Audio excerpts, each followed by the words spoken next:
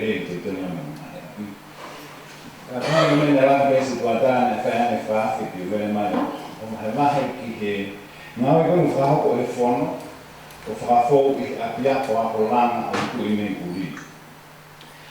Ko wha horo whae a whamatawa koe ni, ko tui e toi mahuinga maari e ange ki he tau kakai a hano whakawhitau maki mo whakawhihoa naki a nea koe ngā aue mo tau noko whakasasari. Lahe o pito kainga o tau ni ihi o kufu whaawhau. Pea ku tau lelei a pito tau toru o tau maulotu he ngaki sāpai te tau toru o ku tokanga o pito ke hape e tau whanau. Tau kesa o tau ni ihi o tau toru. O pikai ke tonu ke tau whakangaloki, tau kai ke tonu ke tau situa mai tau toru he ho tau ngahi kupu. Kapag tau kai kasi o pika no whanui, o kia pio tau ngahi kupu koe ki nasi lotu ke sāpai te mau e manu whakaati. Ka o tui lahi pe hea whono, ka mo i pure te whunaki. Te tau kakato pe te maa po opoangi e tau no fō ka pau te tau whikau aki, pe ka pau te tau te tokoni aki. I e tuko e whono, mo mea ko tau apea koe health and social service provider e, koe kau taha lahi Pasifiki lahi taha e Nusilani e ahoni. Koe tuhe tai nini o kia e walu, e tapa ki e kehe o kalani, koe mama taha ki he noa te o tu i kai koko. I ngai kau taha e walu ko ia, koe kau maawe ki he toko uangi au tuku e aho. Angu kulare ko te hita whunaki o pure.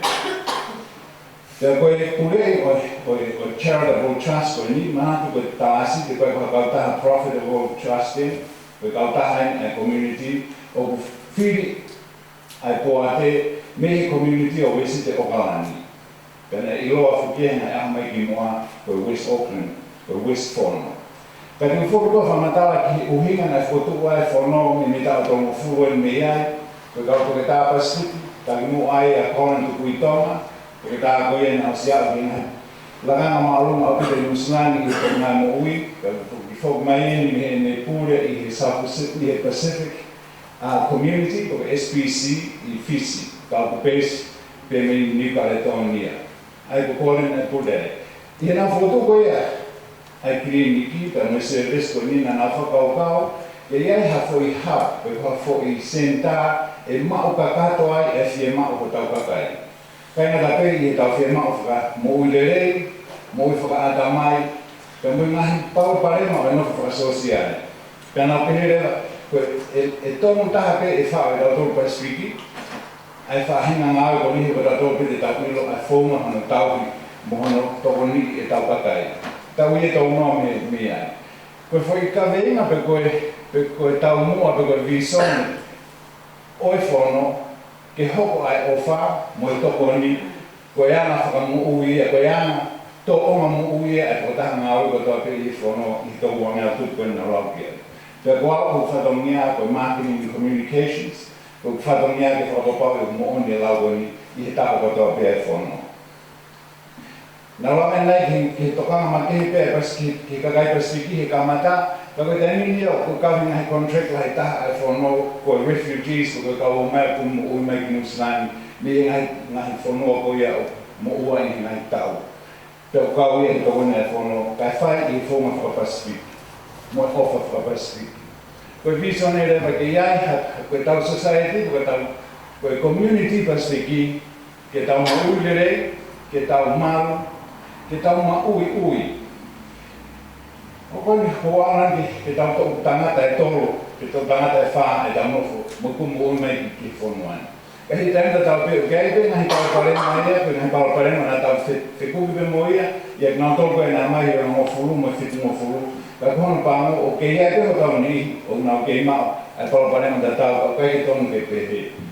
Toko wha mui, ko whakamu ke tau hoko ko a community, o tau whai, e tau ngahi choices, ko tau whai e tūtūni, ma tau ngahi family, ko tau whai i ilo pāo.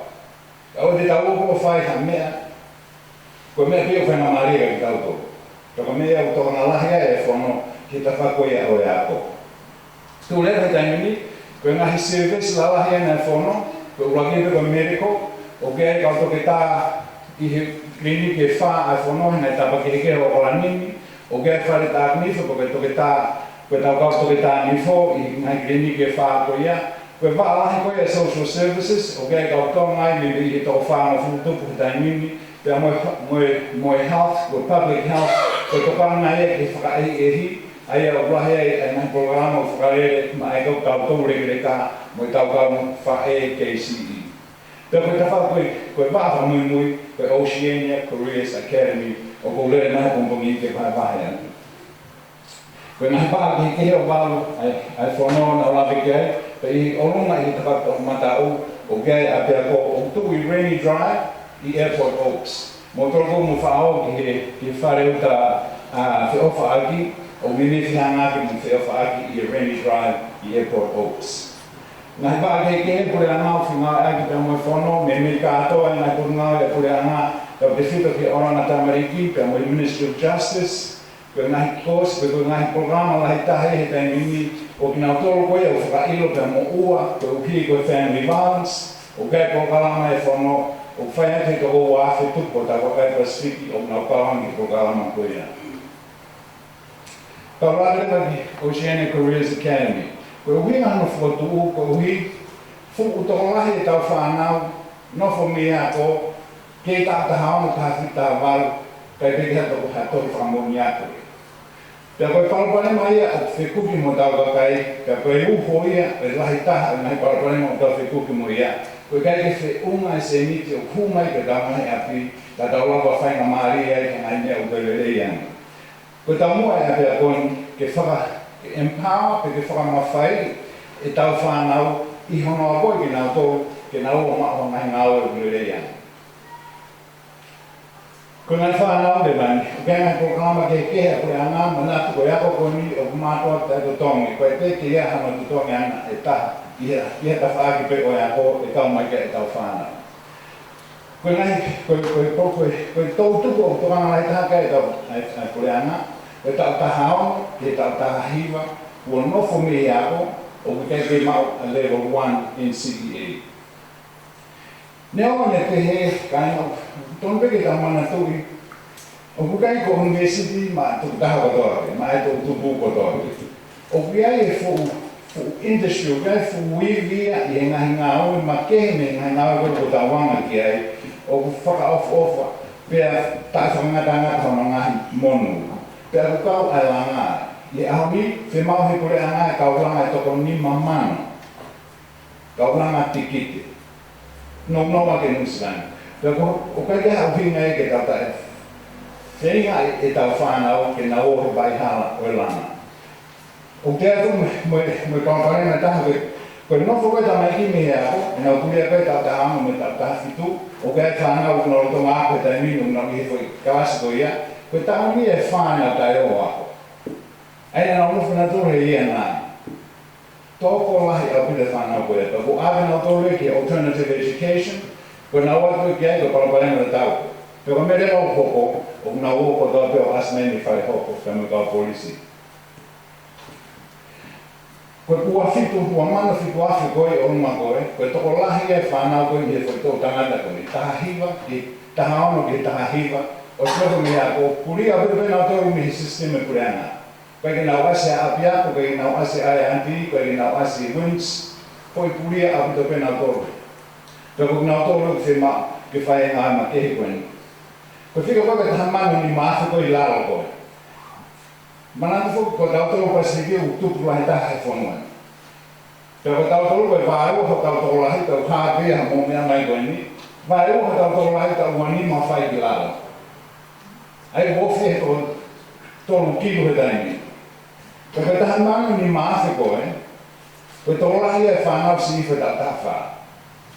Ka pāi kai tau tokanga ke a koe ki nau tōru, koe taha manu si kua koe o runga, e ririu ia o taha kune mamanu a aspira tau tōru mea. I he toko lahi ai whanau koe ia, o aroha ke, ka pāi te kai ke nau fōwhe a ko, e na huitu kātoa pe, ki he nofo mea ko te ea koe whamoni a. Te māke ki whatāna koni me nei kuri ka mo o ta huku. Koe kakaiko nofo he whahenga koni me kuri o ta huku, pe se te fitu whaia nau tō, o koe kāna to whamoe mea ona. Pese te whitu wha. 31% no level 1. Ka koe toi ngā. Kai peke koe nawa peke level 2 pe angata. Koe palapana mahi au pita. Pea hono pāno, koe oko e tau whanau koe osma koe mihe ako, koe na oko huu ngāu, minimum wage. Pea koe tau average, koe tau wahe wāhenga awarisi e kakai Pasifiki, koe taha mano ki wāwhu i he tāku. Ono koe whanau, o lisi si tāku tāna to. Fitu ngā taha rua te ke mau kapati kao mau e au. E kai te whanau tāna to, i o whupanga lai. Ma koe koe mai si ilo ega, o ke ilo ke whiha o tone o mātua e api rent. Koe tō koe text me te ngā taha ua koe o toi peni mangi atu. Koe rent awarisa o rani o peni mangi atu. Ai o peke tō he whakamore e api rent. Ka koe tūma ea o kuti nofo tō lahi e tau whanau, e tau ngahi api. Tō hongo fu, ngā o e taha ki rent, ngā e taha ki uhila, ngā e taha ki pensin, ngā e taha ki meata. Ka koe hui ngai a, kono whakatua e apea koni, ko te mai ke hiki tau tōru nehe salary bracket i lao, kia toi tūma o te whawhia maarian, ka toi aha ka hau gerean mai tau whāna. Whara tau ki MST, koe te aroka me pesi mi he minimum wage pana e taha whitu noa he taimi.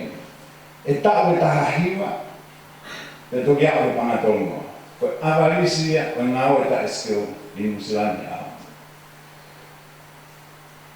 Pea koe tāngi te whāna, koe tātaha wālu, koe pau, koe ki tamsiko niu tau taha wālu. E tau tōru wālu, pea toki au ke panga tōngoa. Pea koe whamatano ki tamsi, koe tau i o ke māhoni tahai, koe tau i o ke veke ki ngā aue. Ka asan ke, koe ngā aue koe o ke whai koe ia, he kai ke māhoko, he kai ke compensate koe, a tau ki o poto i ngā aue, e toki wahe koe koe hau. I he tōtu ungo te marunga ka pai maho ki kite. Koe whakauparo mahi apea koe a Oceanic Careers Academy, ke tu usi e tau e wanoa koe ia, ta hiwa koe ia, ke tau pe wha o maho ki kite trade certificate, te hiki hiki ai pe ai wahinga koe ia ke ungo. Te koe whamamore pe henge ki he koe te se lahi plapanga, ka koe whauma peke mahi mai ka tau tolu ai mo oni o kolo tonga hoko ki e tau mahi loto whare. Te koe tango koe tau hiki ai e tau mo paanga whakawiki, koe toi lerea ngia mo maafana e atu tau nofo ai, koe lerea mo maafana e mawa whakatuia ki tau whanau, pia toi whaatanga ai honau kaha u. O pehe koe kakai wāhenga lerei taha i he langa he ahoni, ko ki nau tolu koe na lawai kakato i nau trade certificate, nau toi whoki ki university o whai e nau civil engineering, ko whai architect, ko nau tolu e whi maua laita he ahoni i he sector, ko hiu nau ilo lerei a mini mea ko tau pe whikau aku me lana. Ko ngai whika ia koe, ko hana whenua peke whamahino ai whai ki he kehe koe pangai tonu nima, mo pa anga ni mai koua. Ko me amore ko tonga hoko i industry taimi. Ko tolu nima koe, ko wahenga e ho tau kakai ko o stau hongo fukutu pe na maue ana to. I he lana, ko na to leo na whai ngā ue, i ngai ngā ue anga lahi i Nusilani. Ka konga pēna panga tolu nima. Ka panga iai hati kite tamasi ko ia me tāhine ko ia, panga nima, i he experience ka tau. Ka ko foi fai ke he ko ia o me more me te au miliona ia ni ho tau nahi api ko kai ke mao te tongo o Afriko ai na pigite. Ka ko pate tau whakau ai ke whainga maari e mao e foi se emiti ko ia e ne huhanga tonu ke tau nahi api. Ko ia e, ko whia mao ke whahuang e tau whanau ke whae a koni. I he funding ko kwana kuka me kureanga, o kai ngata peho noa koi, koe tamasi, koe ngahi kōs koe ni, koe whai sinoi paanga kureanga ki ai, o se o mai ere ni mātou. Ka o tōku te whakawahi mai a kia paanga ke whae ki meo na ui koe pastoral care. Ai o mo whakahauka mātou le ngahi kolo kawama, o kei kau mentor, o kei kau navigator, o kei mo kau social worker i apiako, ke tau i wharere tamai koe ni, mohuna o ngahi family, kai lava ki Oscar kato ai a koe whanau. Ai mau ala isen fa o de tamsi ko to ape e mau ene site safe e mau ene me na o pe fa o ke na o pe te mau te fa o fu ke na o kuna programa ke mo fa le me ko ko e budgeting ya ko e family violence drug and alcohol o fai mo pe si drugs ya ko hui he ke ta ta ya e na o am ka pa test of positive drugs fai ka to ya mi ape ko Pero kapag ay mga katamisin mo drugs, kapag ay abit na naging mga drugs, pahuli na na ito yung program, o fali na hifono, pagkakot mo drugs and alcohol. Ito may define, full firma offer na may define, o sesisita ang taong yun na ito ko wanoa, e kulahi abit na uya ilanga, e feunga may tawfana o define. Mea lahi abit o mga kaya ko cultural identity, ko lahi abit ai tau whanau atau tolu i ape ako kaya si mahino ka nau tolu ho nau hingoa kaya mahino ka nau tolu e whetu nau tupo e nau mātua pia mo whenga rewa te ako i mo whamanati ka nau tolu e nahi tawa noa koe koe tako tau teu whai tana tūna lahi au pit hau mau pike e ka minista ako koe tau kuosi nei lawai o ako e whanau toko te au ni matahi graduate e toko Balwono Pia koe minister ne alalangi ki whare o Samoa i Minguri ki tana tūngata bōsi. Lahe pira ngai polo kalama koe nahi ako tau pio kulanga kumi ai o whai katoa ia. O maulanga whan ki whare koe o kungalanga ki he community pantry ai ko whake he kakai mo tau me te kakai mea kai ki ai o mai kakai o nau whi mau o ave ni pantry koe ni o whao katoa ia ni abia koe. Koe ni hena kau mentor me kau tiuta pia o tatahapi na mesi mo ne polo kalamato e mui whakataha pia mo ne tiuta ki lawa kakato ne ako. Te uskipe ki tama koe ni ka whamatawa pen ki taha e tau whanau ko na e lawa me ako. O mau te ngahi me whanki playhouses koe o whuaki ki e tau ngahi early childhood centers pe na staafu mai he se tuata ai whare taha ke o mai ki early childhood center ai CRC. Nā koe ki whare te he, hongo full tupu me langa he tau kōsi, pia ko karolo whiha ke mo e whare wha na awe ki hana ngai kōtsia si. Sa, koe whamako re vai koe programa. Koe programa ahi e tōru o whalere mea pia ko, koe nihi koe programa koe na lau kiani mai, uia koe Youth Guarantee, ki he tau tahaonga mo tau tahiwa. O kuike pia e wanoa, ko hono ako ia ai basics, pia mo foundational skills ki carpentry. Koe ospe ho le lolo ua koe ni, hulewa ke level te kamata ia i ahua wha o February. Level 3 lewa, kamata ia taha whitu, lere ia he tau kakato. Me he tau taha maru ia ke tau whānoa. Lahe a pita e kaua mai o pūhengu, tinau tolu ki he tau ua mafutu, ko nau whiu he pahere iwa. Kainara peta e pau e wahe, tai pau e aho ngā ue. Pero kaya pēngi nau sinau tolu ki haka wala kahe nau ngā. Ka nau wangi nau tolu, ai kono moni koe ka use whai e whai tau e taha. Ka nau wako i o mai nau level tolu, ka te mau whakahulewa ki ngai ngā ue o ku certify he kureanga i he PCITO. Ko nai ngā ue koe ko nai ngā ue rei au pit au pit. Ka ko nai ngā ue anga e tu me mito ko noafe o mau access ki ai te nau lawa whiri i whanau koe nu wako. Ai kamata e aho tāwhitu, o lere he tau kakato. E to ia koe huhono ai whai sune, ma nau mea level 2 ia kou lere he kamata e taimini, nau hoko tai basic life, ki level 3 for osia ki sune e tau whoo. Manatu, ko pau ke mau kumi nau maawe, ko pau ke mau whakakato katoa e nau u whirmau, whakauri, whirmau mea ngā aue, whirmau site safe, mahatoi whirmau pe whirmau mai he kataha langa kai lawa ki hua e whanau doni o ngā aue. Ko programa whakaosi o whandia e MSD, ko koe WINS, kia nau tolo kumi ngā aue. Ko whakatau mai nia ki ha whaahinga mara e te o whia ngā aue. O kia kau carer, kau aged carer, o kia e warehousing, o kia kau whauri bus, whauri lorry.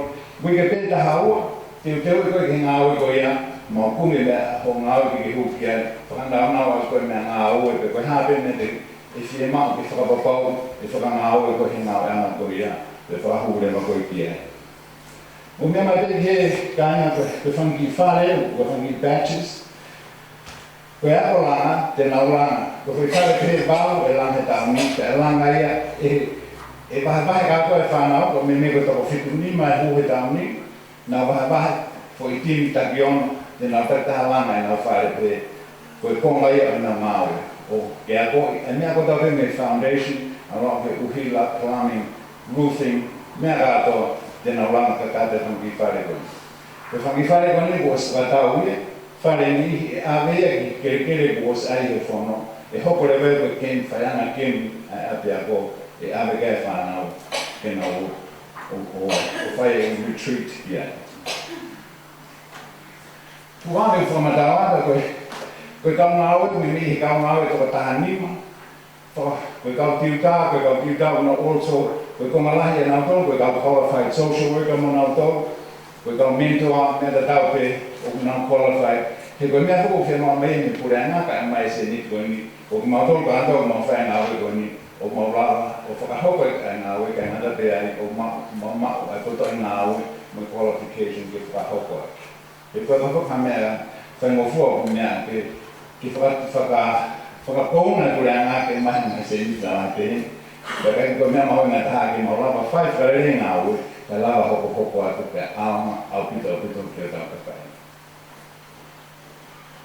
Koe aia koe taua pe a koe ia, pe a tāna he taimina e lesi sita, o kea pe whangi pepai nā hoa moia, ka muka ati e lava o ati manatu, o koe ka ohinga penga mo tore, o ngari o lere a pito peho mo wharere, ai mo uiha mo whanau, ka ko mo ngai kupu ko ia, i ngā tapa ke o kalanini, o mo pilo whakapau, e ia e amalahi a pito a programai mana tō mōna o mai whamiri māloa. Ka pau kia hai te hui te ui mui pe he tāi mai te ui. First of all, supply. Iyo. O kosi mahino he tai mino kia mahara toko taha nima me nofshoani e alangi hape. Pe e rewa e pasi ma ke hea nofshoa e aga pe o angi o ngai whanau ke ako. Man koe koe tamai kia koe ni, ta le whita ka nau tōru koe ko os ta ua ta tōru nau mawani ako, koe ae kumpongi koe mea whainga tā whauke ka nau tōru. Pea o koe pasi e whaa katoa, e lere me ngai tapa ke iwa taha me West Auckland, taha me Manureua, pea taha me Glenny Messi, hono whetukange tamai ki. Koe ako, o kamata pe o e monite, ki aha tōpura nungu, whākolo noa, e wanuta noa kumpong ke whae whiawhi. E koe transport provided. E he tainga tau pe, mana whokono te uteo e whanau ke o ngāo. Koe kia ngāo i Musilani e awate ngāo o ko mai. E kamata ai ke pe hono ange whanau, ka uko na uanga ki hono ange ki ngā tō whaka kono e aha kumpongi, na hoko atara ke nau whakataha ki whetu ko ia, pika taha mo nā tonga ian, pe wangare mo nā pas ke nā whenga ngai ki hako. He kei, koe mea, koe mau whakamai, koe whiri lai taha whainga ngai koe ni, ki oa e dependent, ore a koe ke whanau ke nā dependent. What we want them to do is to be independent and confident te nā lawa o ngā ue pe o whainga i ngā. Koe.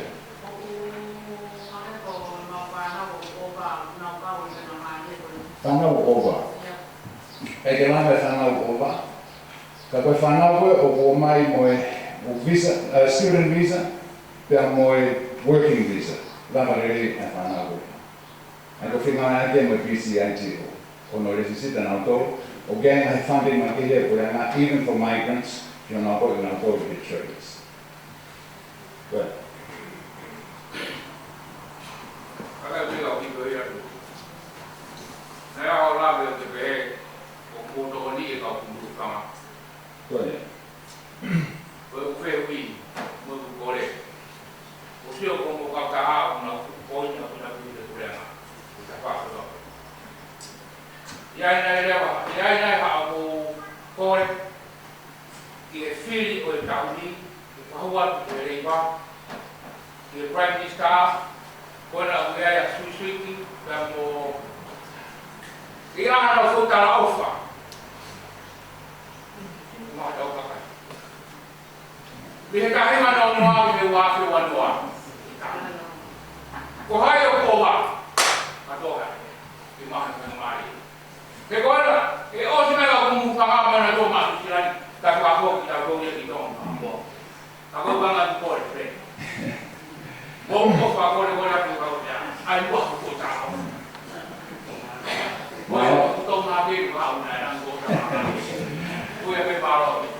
Io malo avete tomato e un tavo mo I fuochi ma da mai poi una geni tante qua quello che noi per fare ma per te vita che poi fa una funding a quella macchina qui poi o bene fica paure a quella na uomo che clinico dopo per da tal che olla che kai necessità ok. Beh, da tau che clinici o tu I menguri, ma clinici o tu I manleo per mohenda soni, ma clinici o tu I remuera. Kalau bangun remuera ya, que tamai o algo que clinico ya o ta pita. Foi bana da tau que o ma que henderson. Kalau orang itu value itu ta he ya. O que por ta tau vai ya pura. Bapak ngata pe orang mo to orang high needs apa itu kau pakai. Na o ane ko o fiha he wiki na o tolu whata tau e na tolu mo le tau whima pe prena ke mau kai te whai na o e tau ki ho tau kakai ka o puhai ni zang kau to ka ko e tāna ke pia o ko ane mo kau o wafu ki ne wiki whakasi tua e ta he ka ko problema ke tāna ki ai mo ne o to ane ke o whima ke whai na o e lai ka to ko lahi e ki ka ko kono whonga pe o ke sempre firmare então mal que falo o programa é fanao aí como autor me to lá tá aí cagai da stick o calma que fanao bora to lá aí o tal over não foi aí a não foi fono eu que to quando o ferno autor eu to quando falo é que fina que lava até para calma aí tal o que não mais fono o tal não tá na lei mais aí que tá em uma pé que tau to mo tau na he api no fuko me kau opa foi va he tau foi a tau mo na to ko he ke ho ki na la na to la so ka tau ke he tom ke fa na la he ke ko na fa to la hi ki kau ke tau ko ke kau me kau ta ki to na ni no ke na ke tau ka ve foi tu foi ko kau ko ya ka he tai ni ko ne o fe ma tai ni ke tau fe na ke to ni e tau ko to ta ma ku ko ya ko na ke hin ta fa la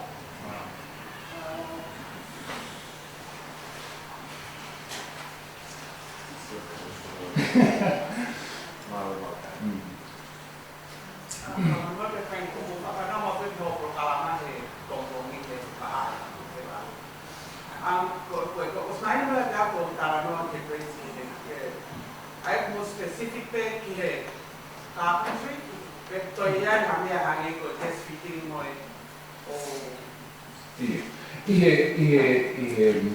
I building sector, I construction sector, o pangelia foundational training.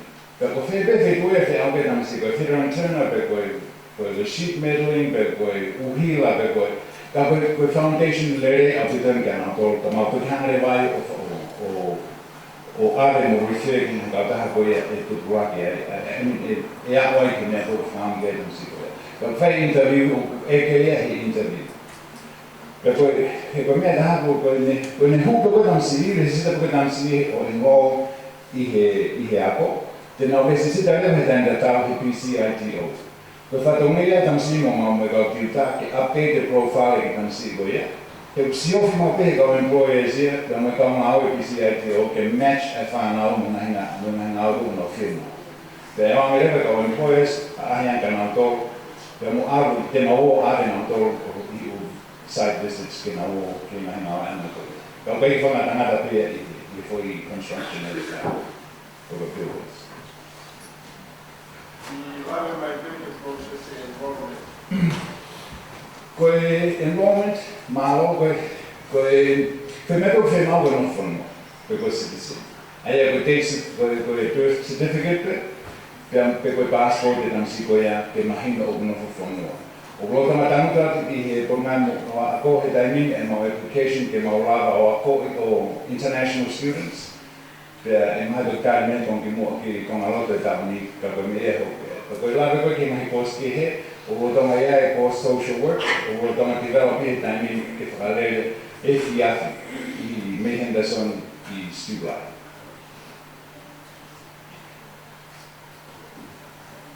Yeah. Do you have any female agents in the Butterfield Institute? Well, would you like to join?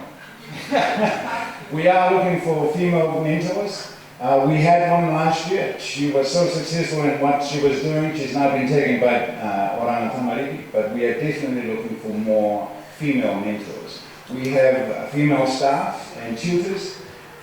My assistant in the marketing and communications is a girl, but most of the time she's with our female students. But there's a learning industry. Do you have any female mentors in the learning industry? In the building industry, gosh. Like engineers? Mentors, Yeah. there definitely is. There's an association, the New Zealand Women, the New Zealand Women in Construction Association works closely with us. They run a workshop with us, and once a year we will have a workshop with them, which you can take my card. But a Women's Association here construction and New Zealand, you know, talk of it, and I'll go like that if you know who here. But host here, I program now with Girl Sky, where they attract 8 years old to 12-year-old girls. Now I'm in Autoria Ferreira na Fonki Programa que não manako ke lana. He was architects, traffic management, the quantity surveys. There's so much work for ladies in the industry. But they want to start attracting girls while they're between 8 and 12 years old. That they are mai whakafe mai hamu whanau diai hano whakalere programa hoko. Maria bete whakalere ati na whuka kaupoto. Association lahi koni, massive organization. O kuna no for na duro vai for grupo e Nima. Okay, grupo e architect, okay, grupo e lawyer in construction, okay, grupo e lama, e fifine pe o fielanga o pe na autoluia. Okay, na pagano no mai que o falele con programa mo ta vale que ta hawa koni. O fa mana ko arte na autolu. E mausia ko ko na do mo fe mama tolti que fai programa ma ai pas me fana pas que ta vale que ta hawa fana ko. Good question. It's a really important one. Good.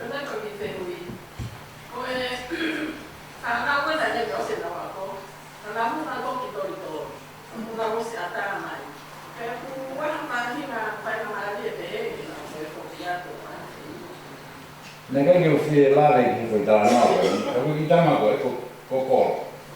Well, I get more referral me probation, per me polisi, per mo pilisa. Kalau interview fok na to, per kolo, ne ala kolo no vesa tirte go no vas no vai. Kolo ile me kawa kolo he foi to fana na ho fra manai. Armed robbery, dairy ota. Per kolo ne to me fa. Foi to na puria hola ta ki toma hola me ke seria per kolo ne si fu a hia ko. Well, I'm going to have a probation officer Apollo. The Colonel Alamo Hataya Motor Kihoko. On a motor me tu fina on our Mokoro. Was Katanga going outside and no Mokoro, the Alama Goroya. More to me to your Tangi from now. Otangi o Maya Goroya Motor Kimahama or Akoya. Whatever the man for me or for a phone. The probation for Marco strict arbitration, but we could hear what you can see, conditions to Napoleon or Mumuya. Again, another from argument. Can I make sentence now sit down on full Marco? Alambacolo, Manavahega, there was Fusia. Manavahega, the Gogi Gaveka, Lalatoma in the Baco, a funky mare. Alambacolo was Mahino Vitopia with Tanata Paulo. Pero non vedo trovata, non trovata roba colo. Non vedo niente di camata che kawani ki kawasi kawani mo feo mo tana vedo mai ki. Pero kata ma pe ai o mātua kolo e tauranga. Koe tokanga ni mo engage e ma kolo, koe le mata maa mai angi e mane, taka pou mai a kolo. Kai ke whengata o se level 2 a kolo, e lama mane level 3 o os, ko maore wa kuma mai ni ngā ua. Ta ko epsi me ko whare koe apartment block e ko tōna ngā ua kolo tani. Ai no ni nau te unga rei, ka kato mea ngā ua kata, ane le wa kolo ngā ua. Ta ko hui whoko ni ngā ua koe epsi o mu, to e whengata angi kai mo ngai condition e ona. He pau e taha e mautore alo cheko ngā ua e aho tau pe. Kai pai riri o ngā ua na whitu ke, ko pau e anu e toi kore, yuri ki job site e taha. Ai na whai e ngā ai ka āwea pita no probation. Kai ke, o ke taha koe ki ngā wea kolo, ko arana kolo ia tala noti. O rea ki tohanga ai whanau, a mua kau hufo. Whai lewa tāna tū ngā ki tau kua si mai level 2 ma level 3 a kolo. Ko ni hiwha kwa me stage 62 a mini whae o whakahoa ke. Hange koe hama matai tohi mauto ki tāna si. Ko tāna mai ne whae kau. Franco Pea wa 400 whanga mahika. Ko e hana.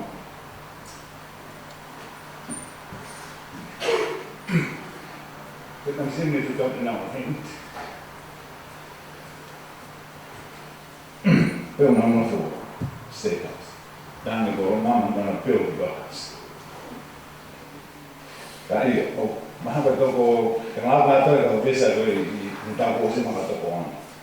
Pea mau fu ngā pātoi, ko hui teko, ko whāana mai probation ki he infrastructure ai whanau pea me social work. Pea ko hape te refer me he ko lea kātau e he probation officers a ora nini, pea me refer mai tana ki ni ea. Ko kei fwoi na mai ke ni, na mai na toria, o kei na matiteu na toro ke hua ta mea ke na mitu ea. Pea apene wana toro ia, koe kemi koe langa koe kongi pare avikei, ko fitu e avikei whanau te he. Ki whakawhiof mai nau toro pete tō mai. Ko tango ko mai e nau toro hume whanau te he. Ko e disruption. Ko kei lawa mea aia, e maua tūri hore whanau. Ko tāngi whanau, moira ko mea whainga tātaha ko mō hume ki nako. It's to fail. Because we won't let you fail. Ko awhi pasi ke whikate tamai ki o koe ke tū mai tamsi ia. Hawe pasi ia, ka e mere ate e navigate ai tūta ai te koe. Pe koe mentor, o wakai pe koe. Ko tūko koe a completion rate i o te keha musirani, Unitec me mai te te, ni me pese pe ni manoa. Ana tōru kane resita ka mate tau, mo na tōru nai osa. Pese pe ni manoa, tō ngai ma ngana kate. Ko ma tōru pese pe ni manoa. Ko huna peo kai lawe ko mo fu boy, ko ha pe na mate, ko na osik na do ni ni. Ko mi he ko mi pe na do ka mo ma. Ko wa ni hia ku ria ku la wiki. Ka fa be ku mi pe ma ko ko ka.